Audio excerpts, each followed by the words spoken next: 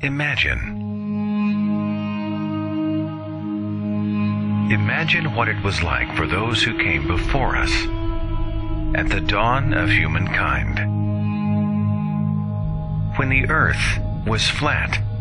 The moon and sun were our mother and father, and the stars were just pinholes in the curtain of the sky. When we drew our history with primitive pictures, when we fashioned our shelters inside the cold rock of the landscape, when a long life was 20 years, when everything we saw was a sign, a flash from the sky meant God was angry. When the earth shook, the spirits were displeased. The floodwaters came, and we begged for forgiveness. The volcano erupted, and we appeased it with sacrifices. We suffered sickness and disease, and we called it a curse. When loved ones perished, and we called it judgment. Everything was beyond our understanding. Mysterious, strange, wondrous, terrifying, unknown. Yet somehow we believed that we were the center of all things. And then we began to see our world with new eyes.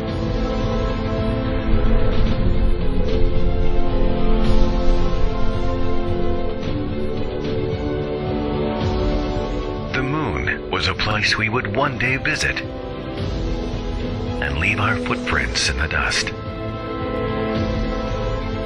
The sun was a brilliant cascade of helium and hydrogen. The star, a single solitary star among 100 billion stars inside a single galaxy, alongside over 100 billion other galaxies in a universe born billions of years before us.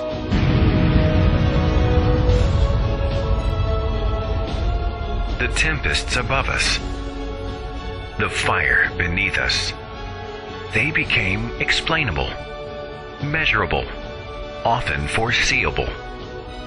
Our crude illustrations gave way to rich expressions of picture and verse that ignited the imagination. We built our shelters from wood, mortar, glass, and steel. We discovered living worlds beyond the naked eye, and we inhabited that world to understand and begin to conquer sickness and disease. We began to unlock the code of our very being and discovered the bond we share with all living things. We celebrated long lives of over 100 years. Our age is a new age of enlightenment. At this very moment, humankind is beginning to grow beyond the childish fears of its infancy, to refuse to be satisfied with unanswered questions, to acknowledge a universe much grander and more wonderful than the superstitions of our ancestors would ever allow, and to understand that even though we occupy a tiny planet inside a vast universe, we are still part of it. We are growing. We are learning. We are achieving. We are evolving. To finally understand that we are not the center of all things.